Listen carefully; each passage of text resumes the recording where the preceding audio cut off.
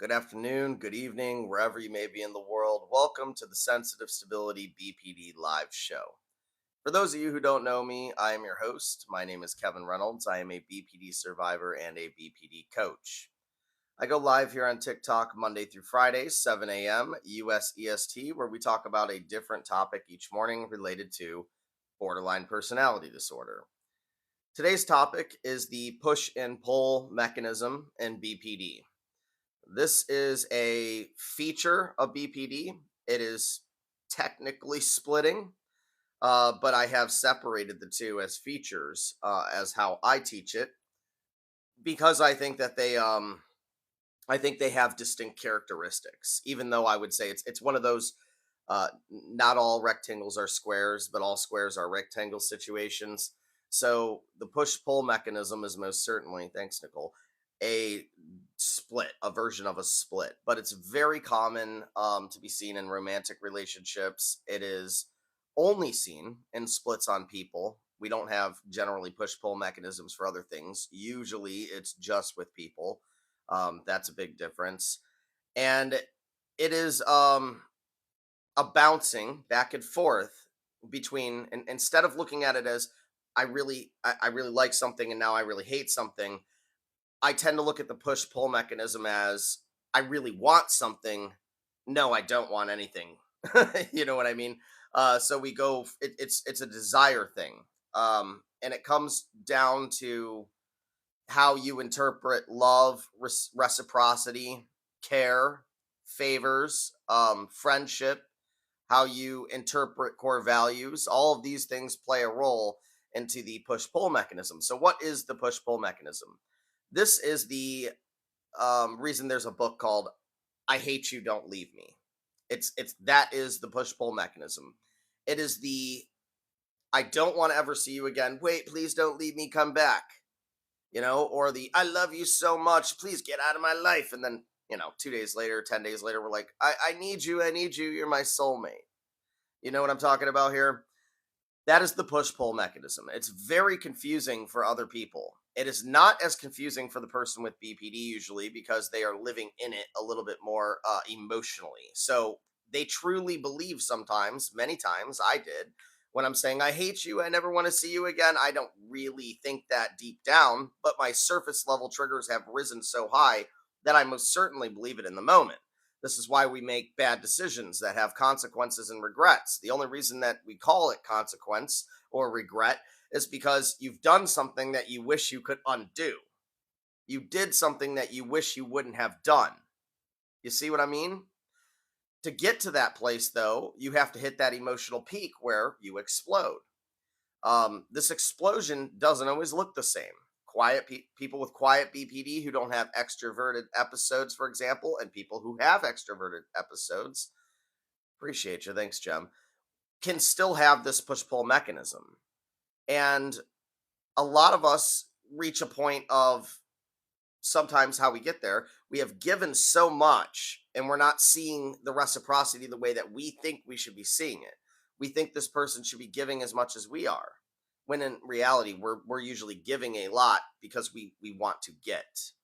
There's a selfish motivation that we can't even see most of the time, and I know we can't see it because when they don't give it, when they don't give back, thanks Jill, you see, we become very angry, very resentful. You see what I mean?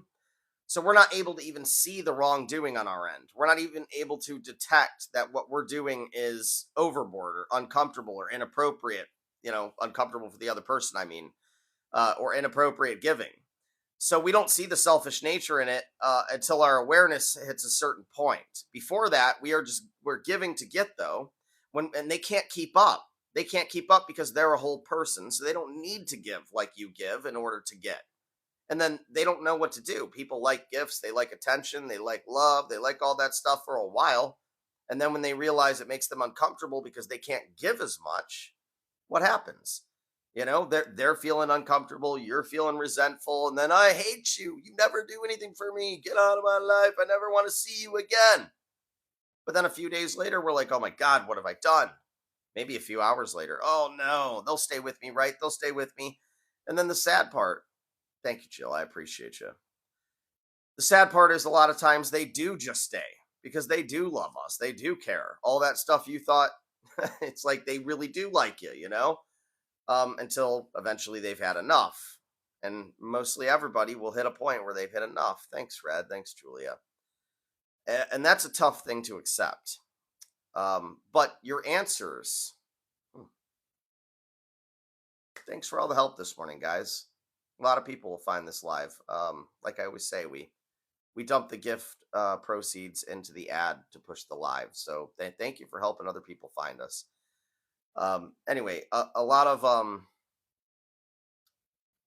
I look back at my life to the times that I pushed my partners away or my friends. It happened with friends and family too, but mostly partners. It always seems to happen to the people that you think will definitely stay. Have you ever noticed that? Thanks, Ren.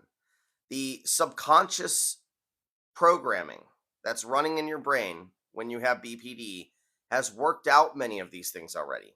It already knows. It already knows that most likely this person will stay.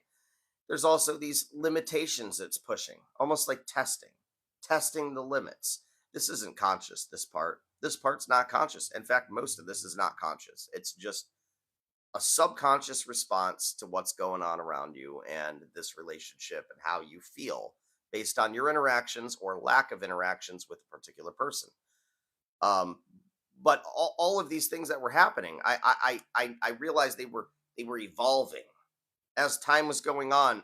I was getting, the more that they gave, the more that they caved when I was inappropriate, the more I try more ridiculous behavior.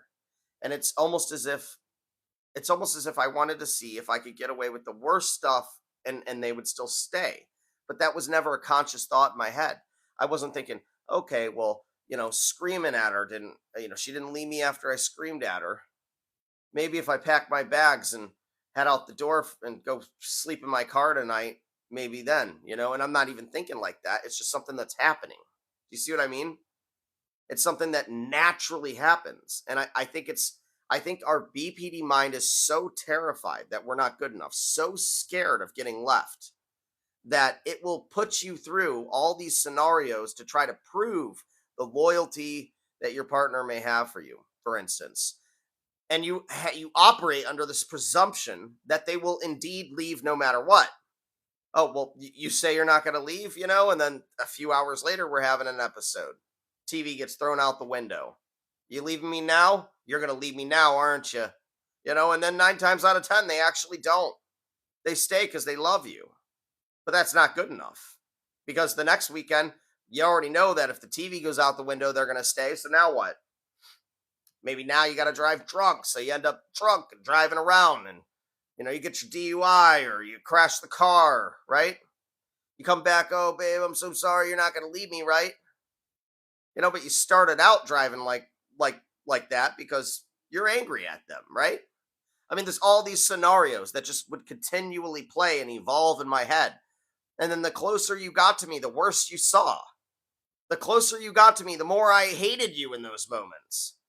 The more I begged you afterwards. Very tough to live like that. Thanks, Pasha. Very hard to survive that for both people. It doesn't mean that you can't survive it. It doesn't mean that it can't work. But that behavior has got to stop. The night that I destroyed my entire house,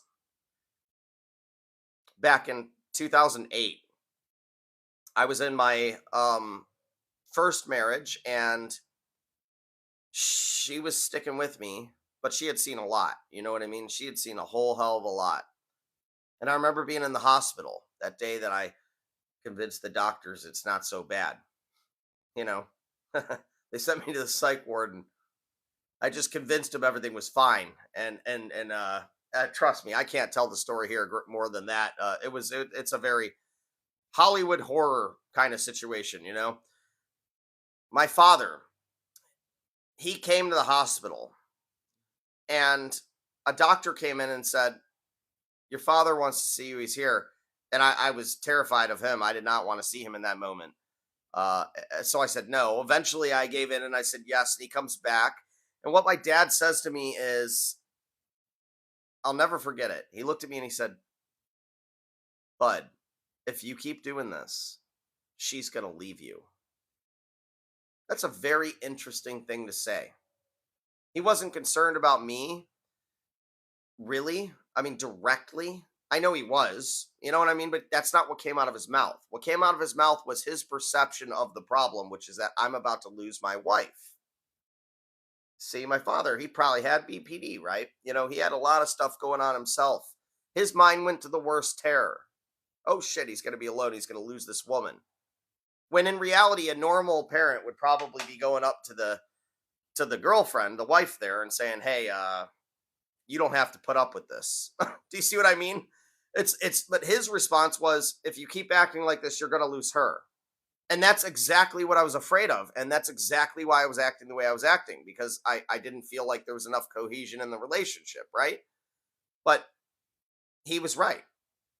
You fast forward a few more years, boom, I lose her. The behavior didn't stop. I may not have destroyed my house again because I had to pay for $30,000 in brand new furniture that I bought the previous week. And then I had to fix the structural integrity of the house, about $10,000 there. And then I had to repair my two cars because when that wasn't enough, I went outside and I got in one car and I backed it out of the driveway and I smashed it into the other car. You know? So I wouldn't do that exact thing again, but I'd go on to do the next evolution of BPD and the next evolution of BPD until finally she was worn down to a nub. Then she left. And then the pattern would repeat. When I got into another serious relationship, I saw it come back. Then I found my current wife and it came back again. It was a very, very resilient condition. It's a tough one. And it's a really hard one to get through. And then the whole time, while you're upset about your actions and you don't know how to fix it, you're slowly changing the perception of the people around you. Those that you push and pull on, they start losing faith. They start feeling like you're a loose cannon. They start calling you names like hothead, unpredictable, right? None of that feels good. None of that feels good. So your problem starts compounding. This is why people who are older are typically more likely to get on board with fixing this. It's because you've seen hell on earth for a longer period, and now you can't blame it on the outside world anymore. You've lost too many people. You know, you've acted out too many times. You've damaged too many things. You've made too many threats. It's undeniably you in your mind at that point. Now, it's not even you. That's the truth, you know, because the next phase is the guilt, blame, shame, embarrassment. I'm so shamed. I'm so embarrassed. It's all my fault. And that's also equally unproductive. Now, granted, it's not causing as much destruction usually, because you're only taking it out on yourself at that point, generally speaking. But there you have it. And although it's still a delineation of split, I think the push-pull mechanism has earned its own place in terms of features. And it's really scary for the other person. It's not just scary for you. It's also really scary for the other person. They don't know what to do. And no matter what they say or do, it's always the wrong response. So try to keep that in mind. Next time you're really upset at your partner, and if they would only do fill in the blank, it's not that simple. It might be in your head. But what is that task that you wish they would do? What is that costing them? Is it costing them their personality? Is it costing them their dignity? Is it costing them their relationships with other people? Things that they like about themselves? Their idea of the future? Their idea of themselves? Think about it. Good morning, Gabby. Gabby said, how do you deal with being self-aware? So, I get the impression you have hit a point in time, Gabby, where you now admit that you have the condition and you admit the degree of which it's impacting your life. That's the most painful part. It's actually more painful than having been ignorant on the topic, you may have noticed. And that's because now you see all the things that you're accountable and responsible for. But that's not typically how we look at it when we become self-aware for the first time. Instead, we get trapped in the guilt of it all, the shame, the embarrassment, the blame, and the fault. Some people handle it by trying to figure out how to blame other people, not quite self-aware if that's what's going on. Then most people turn to blaming themselves, and the shame and the embarrassment and the blame that you give yourself will modify your behavior a great deal. So, my suggestion to you to start is to drop guilt, blame, shame, embarrassment, and fault. That complex is not helping at all. I'm not saying don't go to jail if you serve the time, okay? But what I am saying is when the jailer opens the door and says you're free to go, you need to step out, not say, "Oh, no, no, no, no, I belong here, not me. I'm worthless. Just close the door. I'll just stay." Instead, focus on accountability, what you could have done better, what you could have improved upon, and notice I didn't say what you did wrong. And then responsibility, the actions to fix it. Victoria says, I was diagnosed with bipolar, but I think it's something else. My shrink keeps telling me it's bipolar. That's frustrating. To start, the labels aren't really necessarily the most important thing. Now, here's the thing though, with the bipolar part, bipolar can indeed be treated with medicine. That is a mood disorder. And if it really is that, then the chemical imbalance very well could be treated with medicine. Whereas borderline personality disorder, medicine doesn't work. Okay. It is a personality disorder, not a mood disorder. A lot of times, the mental health industry is lacking in terms of their understanding and comprehension of borderline personality disorder. Many of them have no idea what it is. Many of them have never studied it, really, maybe just briefly mentioned it. I mean, in one class or something. They certainly don't have much experience with it, and they definitely struggle to treat it. And I know this because I firsthand tried to get help, and I did everything I could. Everything I could. I'm not going to go into great detail as to what I did because I talk about that too much, to be honest. But I will say none of it was working, which is why I do what I do now. So there's a comprehensive self-assessment test in the resource center on my website. You can find a link to the resource center in the link tree in my profile, or if you're on YouTube or Spotify at a later point listening to this, you can go to sensitivestability.com, click the menu, click the resource center. You're looking for the test. It's entirely free, but that might give you an idea of where you fall on the scale if you so do. And feel free to email me your score after that and let me know a little bit about what's going on. And I will help you whatever way I can, okay? Gabby says, thank you. I've been working on being more positive and taking the actions to change and acknowledge. Good. Yes, the struggle, Gabby, is that most of the actions that we have to take are scary as hell, right? Like, if it was as simple as just, hey, why don't you take this other route to work? And then now we don't experience BPD. If it was that simple, we'd all do it right away. The problem is taking that other route looks terrifying. There are thugs and gangsters and all sorts of scary stuff and potholes, speed traps and all sorts of things on this other route. And it might be the best option, but it looks scary before you get on it. I want to remind you that all the changes that you need to make with this condition will look scary. They will be uncomfortable. You're probably doing the right thing if it's feeling uncomfortable. But I would encourage you to figure out why it's so uncomfortable, to climb over the fear so that you get the full perspective change and then you never have to worry about it again, okay? Pasha says, doesn't BPD trump all other comorbidities? Yes, indeed it does. That's a good point because you can indeed have both bipolar and BPD. And by the way, this part, I'm always hesitant to say this for a lot of reasons. So I have to start with the disclaimer, which is if something's working, do it. But my experience, I got diagnosed with bipolar. Nothing worked for me medicinally. We'll start by saying that. Really, period. I mean, I had a little bit of an edge taken off with a mood stabilizer once, but other than that, and it wasn't enough. It wasn't enough to get the BPD under control. It was just enough to kind of take a little bit of the edge off. That was it.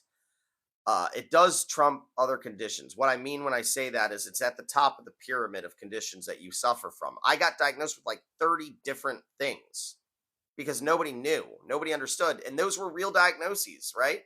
Like I really probably did have focus problems and the ADHD stuff going on. I really was obsessive compulsive. I really was critically depressed. I really had panic attacks. I really had intermittent anger issues. I really had all these problems. But they were all weird delineations and manifestations of BPD at the top. When BPD was eliminated, these things just disappeared for me.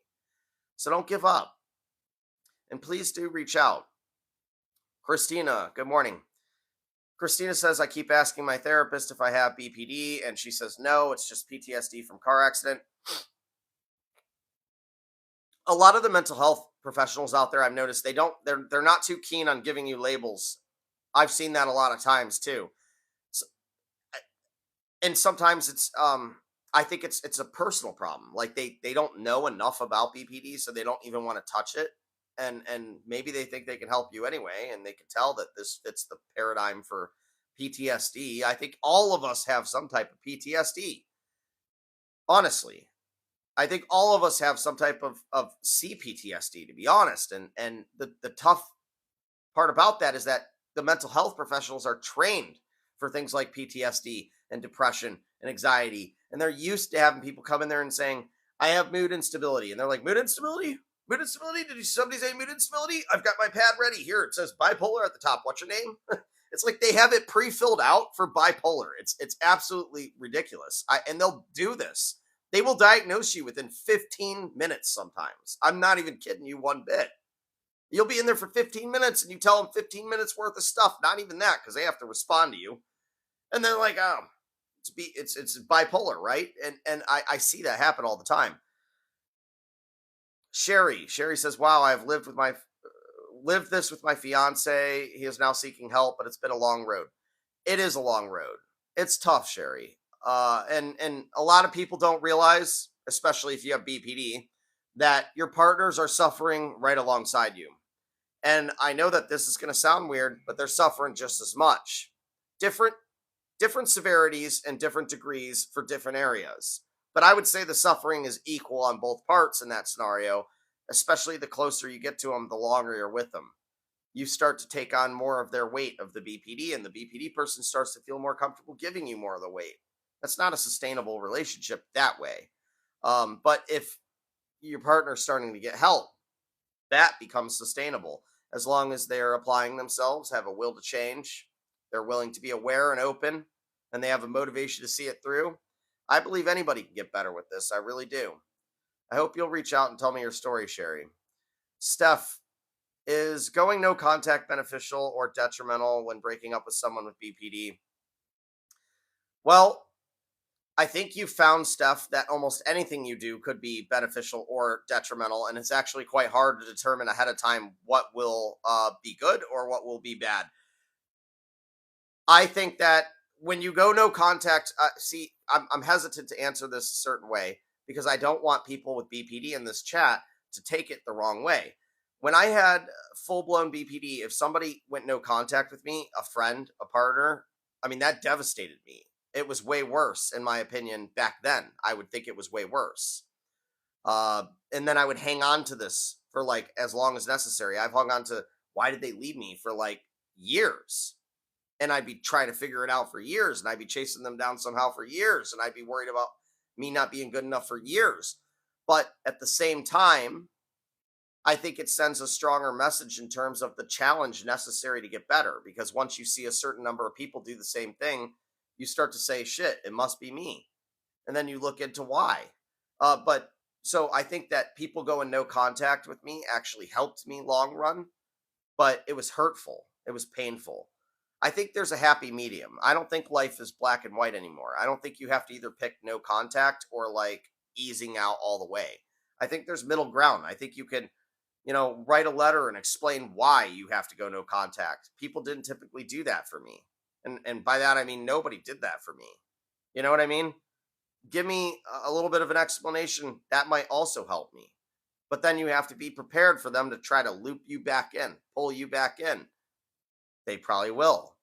You have to stand your ground on that. Savvy says, this is exactly what's happening to me by my fiance. If I stay, will he hate me for staying? Well, there's no way to know when something's truly going to break off. I have a lot of clients who are battling relationship issues. They're worried their partner's going to leave them on both sides, whether you have BPD or not. And then they think about it so much that becomes the only thing that's manifesting any action in their life. And it becomes a self-fulfilling prophecy. And before you know it, they really do leave you. And that's like, what the hell, right? Well, I'll tell you what. You don't know when the final break is. You don't know when they can't take it anymore.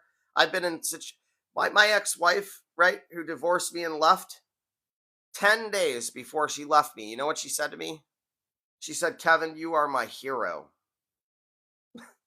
Then 10 days later, she's like filing for divorce, right? How could that be true? You know how long I looked at that oxymoron? You know how long I looked at that? And for years I was pissed about that. I'm like, yeah, right. Like, how can you go from this to that? I mean, I didn't understand that. Like, she loved me and she was trying to hold on, and then just one more bump happened. She happened to be doing the best she could. That's why she said what she said. She probably believed it at the time. But then 10 days later, it's like that last episode hit, right? And guys, I can't explain to you that episode. It's far too it's far too abusive and violent. I mean, not I never hurt her or anything like that, but physically. I mean, but I would hurt myself, and I can't even describe these kinds of things on live shows. I'd like to be able to, but I can't. They will kick my ass off. That's for sure. So TikTok will split on me. Pretty sure they would do that. I will say, you never know when too much is going to happen. Everybody has their limit. Everybody has their limit. Sometimes you can bounce back. Generally, though, when you get to that final breaking point, it's just that's where it is. So raise the awareness, get off the center stage, best you can. If you have a BPD partner, allow them to see themselves. Be supportive, be loving. But remember that episodes require audiences. Ellen says, "What will you say is the main difference between RSD and BPD?" Um, I'm not gonna lie, I don't know what RSD stands for, so I'm not sure I'm qualified to answer that question. Let me look though, because RSD condition, is this complex regional pain syndrome? That's one.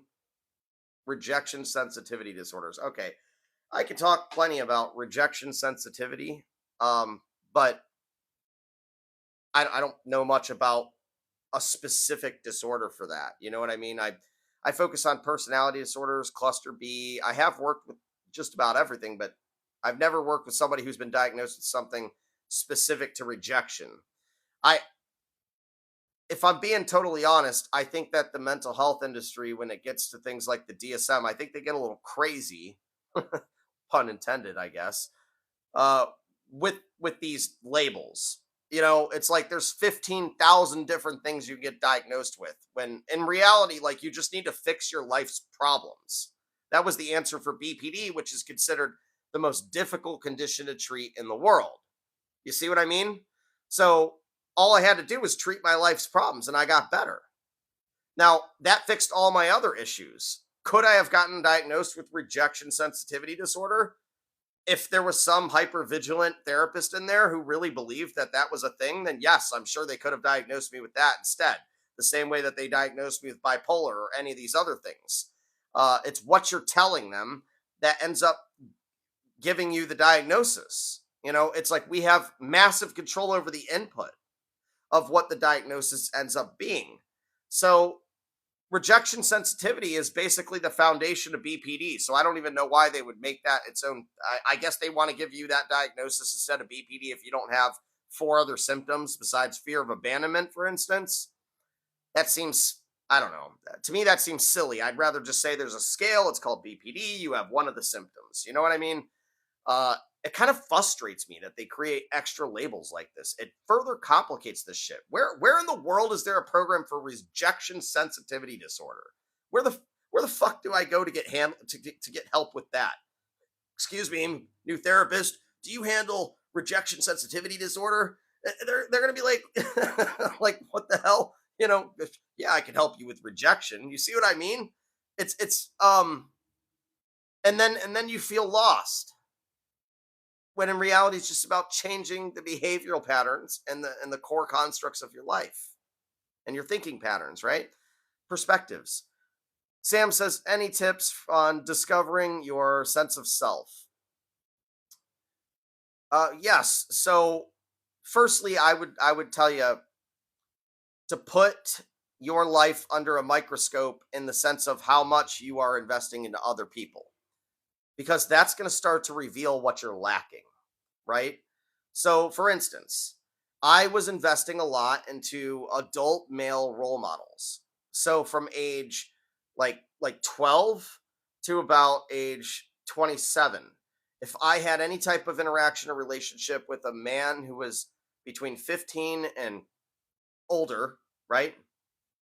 At least 15 at least 15 years older than me, I would form this attachment to him because I wasn't that close to my father. Do you see what I mean? So that tells me that I'm looking for a masculine approval for certain things, right? The way that I would invest into my relationship with my partner, the way that I would word things to them was an attempt to feel good enough. There are just certain things that I would do. The way that I was entitled at work, where I always thought that I should own the place. You know, I'd get a job and I'd instantly have this entitlement where I felt like I owned the place. That tells you you're missing that kind of approval. I think getting a good idea of what you're missing to start is probably a good place to begin. D-Link. D-Link says BPD, not diagnosed, opinions on dealing with it, but don't want to take medicine for it. I didn't want to take medicine either. And then finally I got convinced to try it. And then none of the medicine worked for me. I'll tell you that 80% of the people, roughly, that find me to work in the coaching program that I offer, I do something called the BPD remission program. 2-month program designed to get you everything you need to get to remission in 2 months or less. This program, most people who find me, they've tried medicine or they're actively on it, and it's still not working for them. In fact, that's when all my fears became true. And I also have to say this: if for some reason you're on medicine but you want off of it, you need to work with your doctor and taper off, because I've actually seen people have seizures. They hear that I'm doing it without medicine. I've been in full remission for years. No symptom manifestation, no episodes, no splits, and I am not on any medicine. But people hear that and then they want to try it like that and they stop and then they end up in the hospital. So don't do it that way. Talk to your doctor and do it right. You can do it without medicine. I believe that you can do it without medicine, but it's going to take having some real hard looks at yourself, and you're going to have to understand that everything you need to do is scary, but the greatest things in life are on the other side of those fears. Okay. Tanya, or Tana, I think is more correctly pronounced. Good morning. Are you a doctor besides a coach? I am in my PhD program. I'm set so far, provided everything goes my way, to finish this spring. So I'll have the PhD on this spring. I also have a master's in psychology as well. My dissertation and everything, my study and all that is all focused on BPD. In fact, the entire 2 graduate programs are largely focusing on BPD. Mine are focused on substance use disorders because I suffered from that so severely as well. The master's was in the developmental psychology area, specifically because I needed to know what the hell happened to me. You know what I mean? I need to know what happened. So I have been coaching for years now. I have worked with over 1,200 of us. I am quite good at what I do.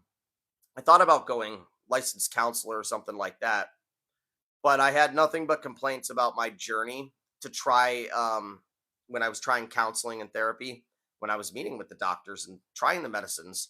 None of that was working for me, and I had a rather tough time. So I went coaching because I'm not a mandated reporter. People can tell me anything. There's no consequence to it. I'm just going to try to help. I share my experiences right alongside you so you don't feel alone and you can see that I'm relatable.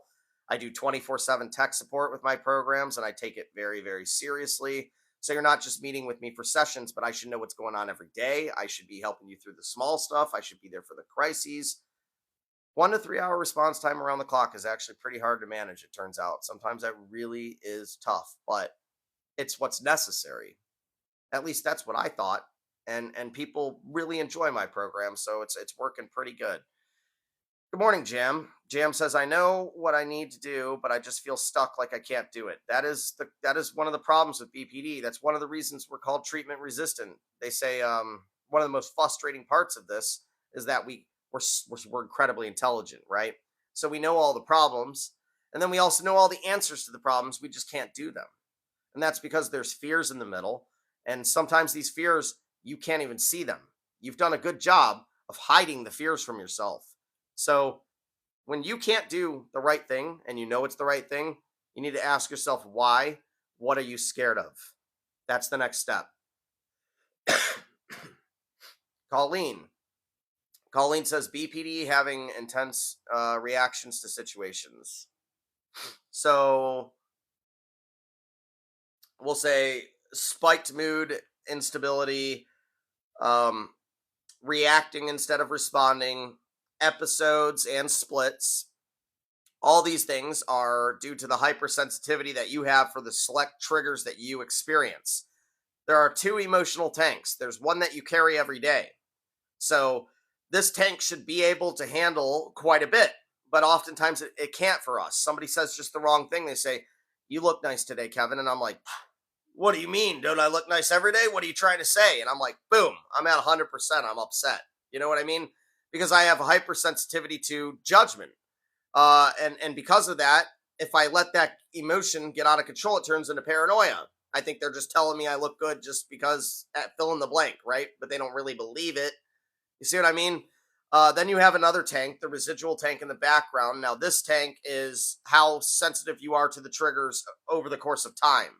So you may have a heavier time with disrespect or feeling unappreciated or being compared to other people, for example, right? There are a bunch of resources on the website and the resource center that are entirely free. I strongly encourage you check them out, especially the IES symptom generator map. This was very difficult for me to program and put on the internet, but it is a way to get your entire condition on one sheet of paper, a neat little roadmap for you to get better. It'll tell you your triggers and how they're impacting your symptoms.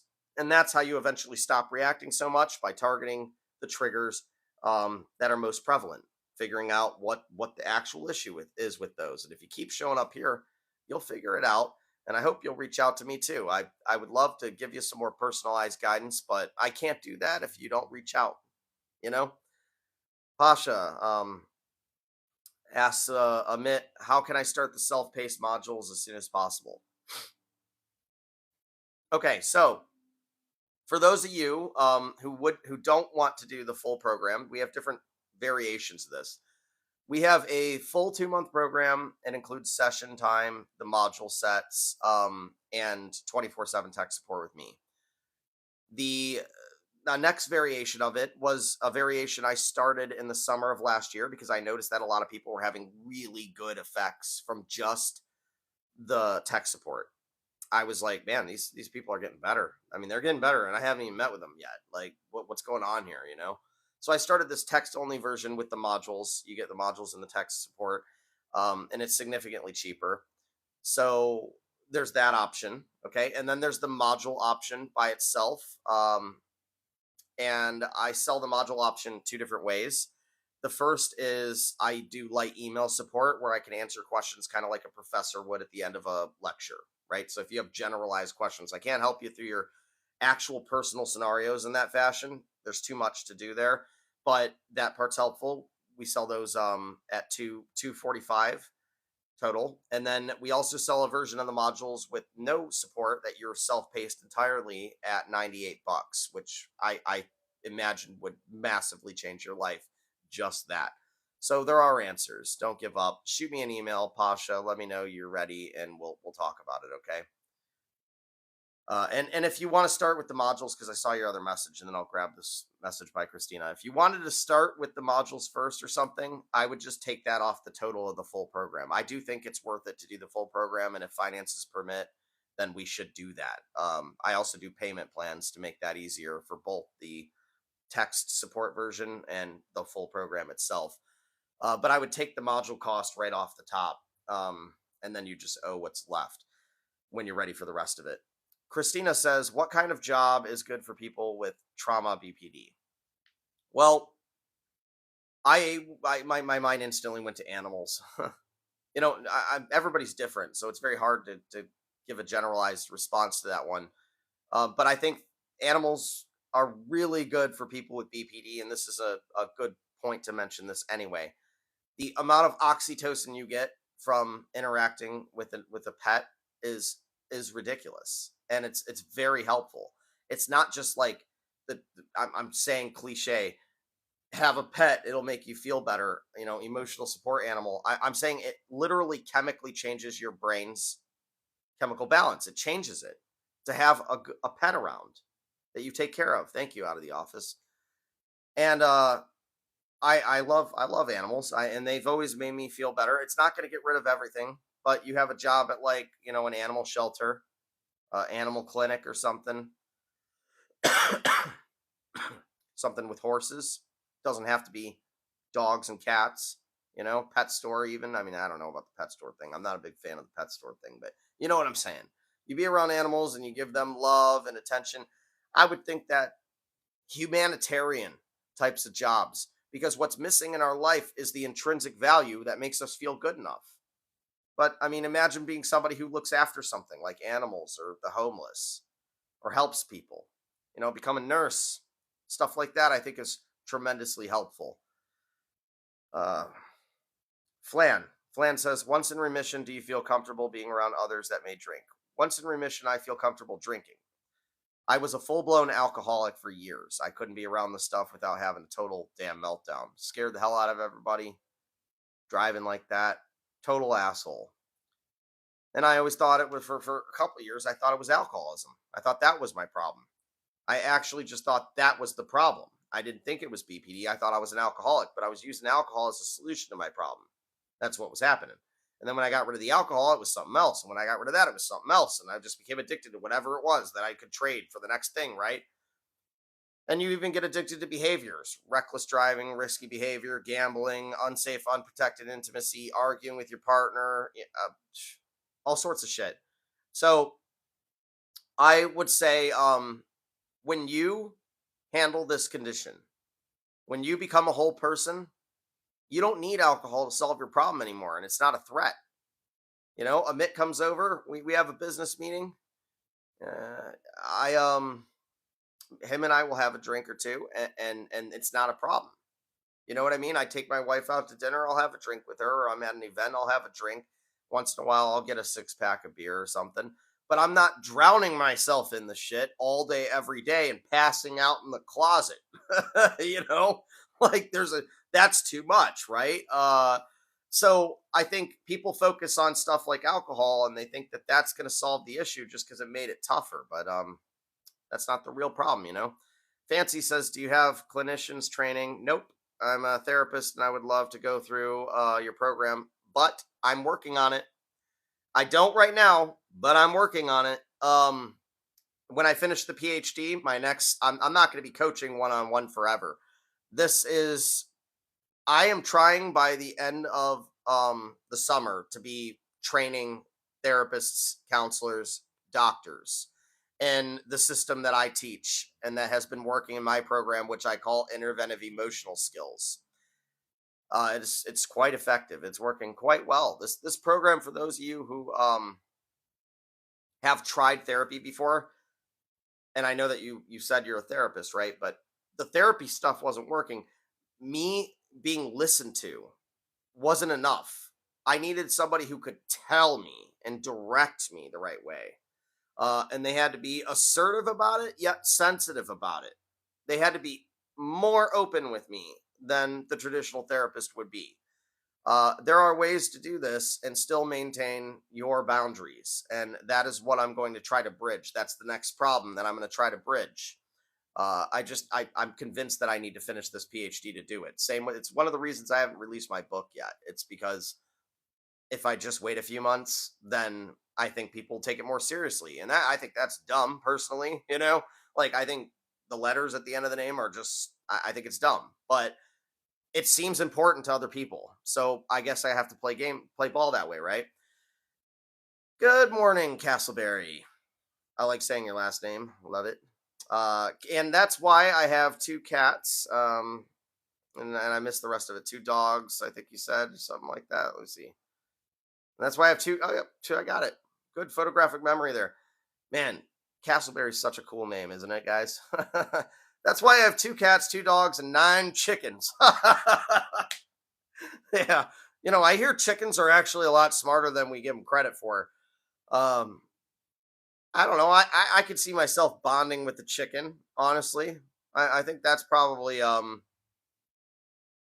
think that's a probably pretty rewarding thing. Good for you. Jules says, I'm a dog groomer and it helps me so much. Yes, indeed. It's helpful that the dogs and the cats, they can't really talk back. That's part of the helpful part. you know, you could just dump your life trauma and problems on them. They're so sweet, all that kind of stuff. I think the animal thing is a big one. I'm often referring people to stuff like that. A lot of the people that find me, well, some of them, like me, have had criminal kind of stuff, right? And sometimes they're going through a criminal dilemma and they're trying to figure out how to best approach that. And I'm like, well, you should go volunteer time at the animal shelter. Like 2 birds, 1 stone. Feels good, therapeutic. And then also, that's exactly the right type of volunteer work to pay your dues to society. Um, yeah, we do try to avoid talking directly about medications in the live. It's important. It's important because, well, for one, I can't prescribe it. I'm not a medical doctor, so I really don't have any um qualification for that, I would say, other than my personal experience and the experiences that I get anecdotally through the 1,200 people I've worked with, and just the educational knowledge that there is no medicine for this condition. Other than that, I try to steer away from it though because TikTok doesn't like us talking about it.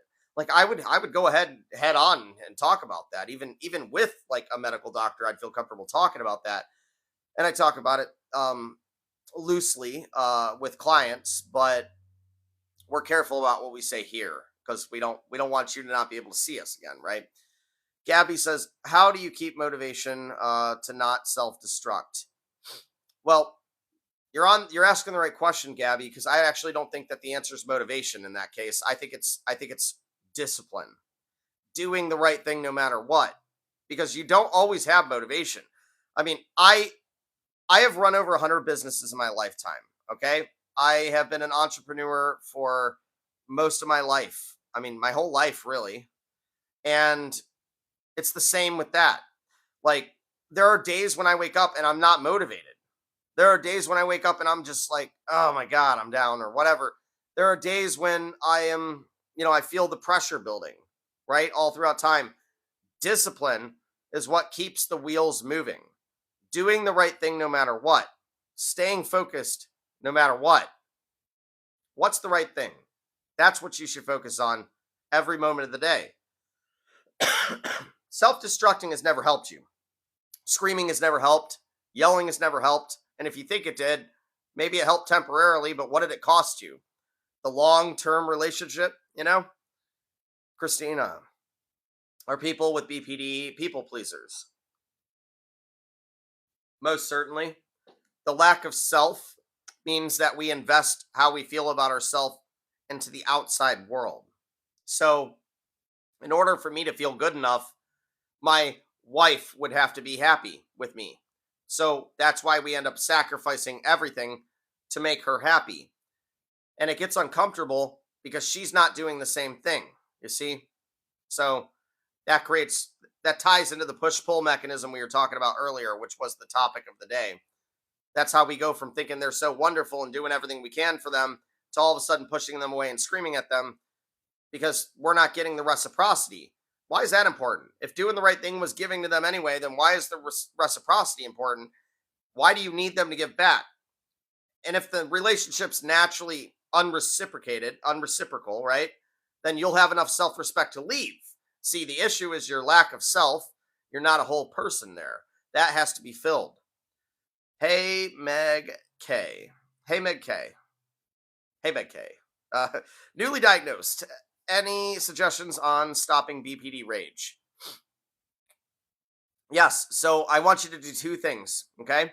Because you have to have a full scope of the problem before you can even start to address this. 3 things, actually. I'll challenge you to do a third. The first you're going to find these first two things on the website and the resource center. The first is I want you to draw out an IES symptom map. There's a generator. It's really easy. It takes less than 5 minutes, and it's going to tell you your entire condition on one sheet of paper. The next thing I want you to do is pull up the emotional tank generator tool that I programmed, and I want you to give it a shot and play with it and see how it helps you identify what you're actually feeling. And then you can match up those feelings with the map, okay? The third thing I want you to do is email me a screenshot or picture of both of those things, how you're feeling right now after you use the emotional tank tool and the map.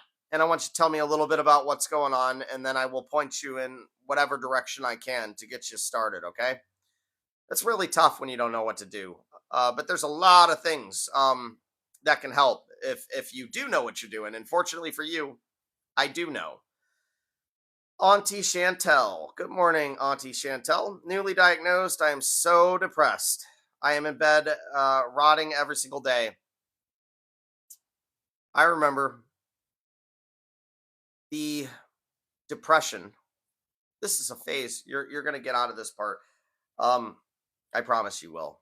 I promise you will. I know this because you're in here right now. And I'm not saying because you're in here, you'll listen to me and you'll learn the stuff. I'm saying I know that you will get out of this because you chose to stay in this live and ask a question. That tells me that your brain is trying to work out how to solve this problem, Chantel. So don't give up hope on yourself, okay? It starts by exposing yourself to the awareness necessary to get out of this. The degree of which this has impacted your life must be accepted. Then you have to accept what amount of yourself you're outsourcing into the outside world. Who are you relying on to come save you? Because it's like Mel Robbins says, no one's coming. Nobody's coming to save you. I thought there'd be somebody coming to save me, and I had no idea that I was actually the one that was supposed to save the rest of the world. No fucking idea. I had no clue, man. I had no clue. And then as I got better, I realized, holy shit, I am Batman. And nobody saves Batman. Batman saves everyone else. That's how that works. Starts as depression, turns into apathy. You start not getting joy out of things that you once had joy for, right? Joy that you would have gotten out of some activity and interaction gets sucked out of it. Hanging out with your friends doesn't feel good anymore. That eventually, if you let it sit, turns into nihilism. What the hell's the point? Why get out of bed at all? A lot of us have been where you've been.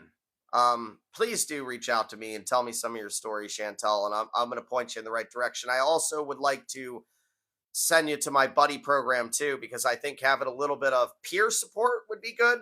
Not just, talking to me and trying to get my advice, but I think some peer support would be really good for you. And the buddy program is entirely free. It's the system I programmed. It's on the website in the resource center. There's a link to the resource center in the link tree on my profile here on TikTok, or you can go to sensitivestability.com, click the menu, click the resource center, look for the buddy program.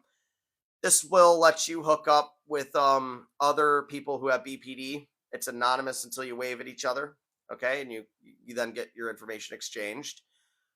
You get to see a little bio about them. You get to see some preferences, like do they want to match with somebody who's their age? Where are they around in the world? So you kind of know, well, this person's 5 hours ahead of me. That works for me because I'm like a night owl, or I'm not a night owl, rather. Whatever, you get the point.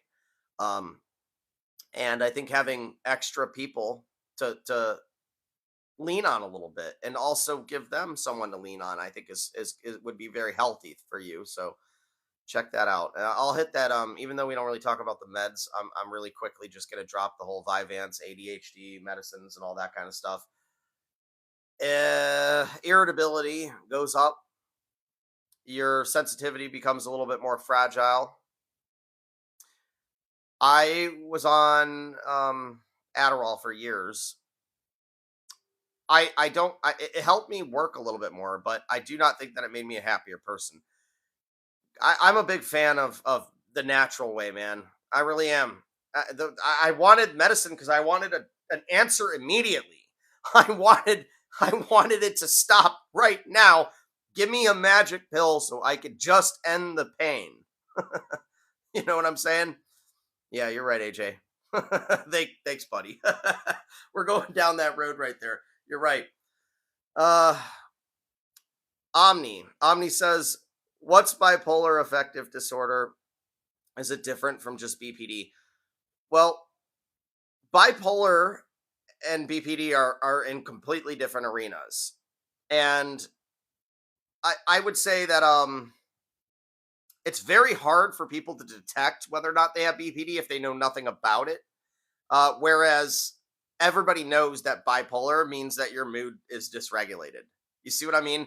So that's why there's this blurred line, and it's very difficult to find somebody who could tell the difference in terms of mental health professionals without you even. A lot of us didn't know what BPD even was. We've never heard the topic. So you go in to get therapy, and you're just like, "This is what's happening," you know. This is what I'm experiencing. And then the therapist is just flips through the DSM and, or maybe they know it at that point. So I've had them literally flip through it right in front of me before.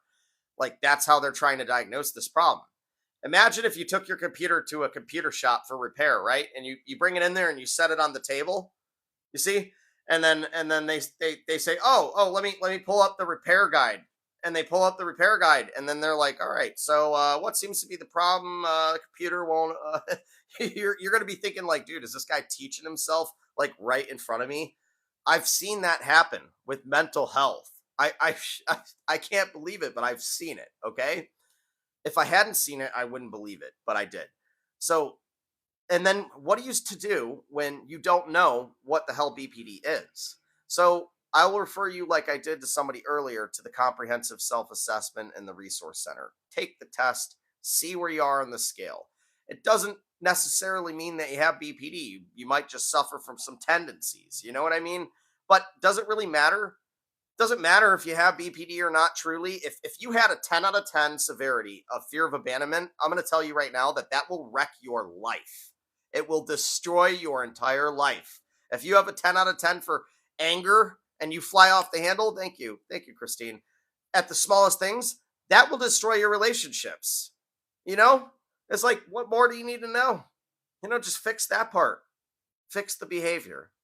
I think people chase the labels because they think that at the end of the yellow brick road, that having gotten the label will resolve this. You see, but the only thing that will truly resolve the problems that come with BPD are actual perspective changes and building your sense of self to a place where you feel worthwhile as a person. You know, it's I feel a whole person, and that's why I don't suffer, because I feel a whole person. Now, that doesn't mean that you don't struggle in life, you know? We are meant to struggle. We are not meant to suffer. There's a difference between the two. When you have a condition like BPD, though, you're putting yourself through a god awful lot of suffering. And we're avoiding the struggle, of which would save you. Because we're suffering, it's very easy to justify running from the struggle. The struggle being, what actions would I need to take as a seedling to break free from this soil and grow into a magnificent tree? What would be required for me to do that? I would have to listen to other people's opinions. I would have to stop being so selfish. I would have to accept that other people don't share the same viewpoint all the time. I have to accept there's days that my partner might not be happy with me, might not like me. Some days they might even hate me. I have to accept multiple futures, ones that might not involve the things that I wish it did.